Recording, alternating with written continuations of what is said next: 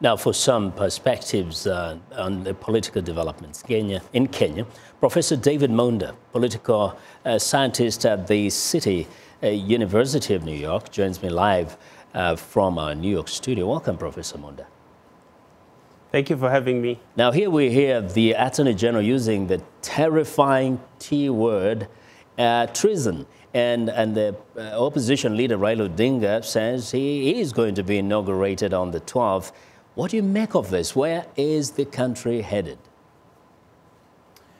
So I think, Vincent, it's a classic example of Kenyan brinkmanship in our politics. We really seem to have two parties, the Jubilee coalition and the NASA coalition, which tend to try to outdo each other.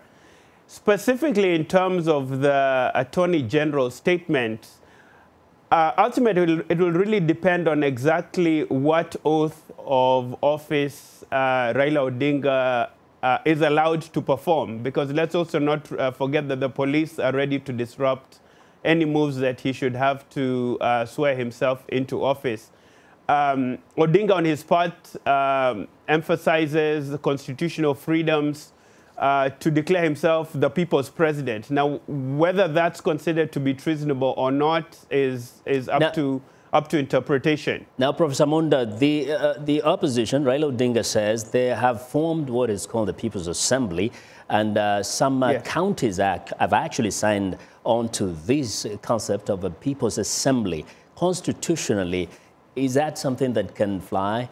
And can that really then give justification to Raila's inauguration? So I think constitutionally it cannot fly. And, you know, in terms of the NASA legal analysts, I'm sure they understand that any swearing in of Ralia Odinga will be null and void. Now, whether it's treasonable or not will be a separate question. But specifically in terms of the political dynamic, this is more of a political brinkmanship, a political game, than it is a legal one.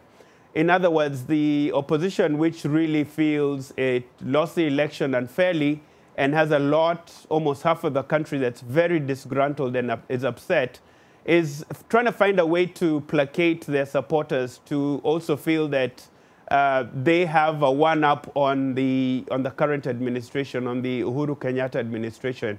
And then on the part of the government, they're really trying to reinforce the fact that Uhuru Kenyatta was legally sworn in and he is the duly constitutionally elected president of Kenya. So a lot of this is semantics. It dwells more on the politics of the issues of the day more than it does on the legality, because constitutionally, any swearing in of Ralia Odinga as president at this point is null and void. I was in Kenya until November, and most of the citizens I spoke to were hoping that these two leaders will kind of find a way of sitting down and discussing some of the issues that are pertinent to their lives.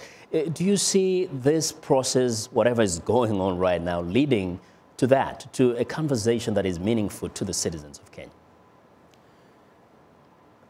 You know, I really think it will depend on moderates on both sides of the political divide, in terms of the Jubilee side and in terms of the NASA side. I do know from a range of sources that there's a wide range of diplomatic moves that have been going on behind the scenes to try and bring these two parties together. But aside from that, it really seems the hardliners in both the Jubilee and NASA side of this political spectacle have really hardened their positions. In terms of NASA, they're emphasizing they want another election in 90 days. And on the side of the Jubilee administration, they say it's a fait accompli. Uhuru Kenyatta is duly elected and the country needs to move on. So trying to find some middle ground in between these two positions will really be the question for the day going forward. We will be watching very closely, and we know Mr. Ralia Odinga has actually dismissed a call by the U.S. To kind of operate within the law. Yes. But we'll pursue that as we watch things unfold in Kenya. Professor Monda, thank you very much for joining us today. You're welcome. Thank you for having me. Thank you.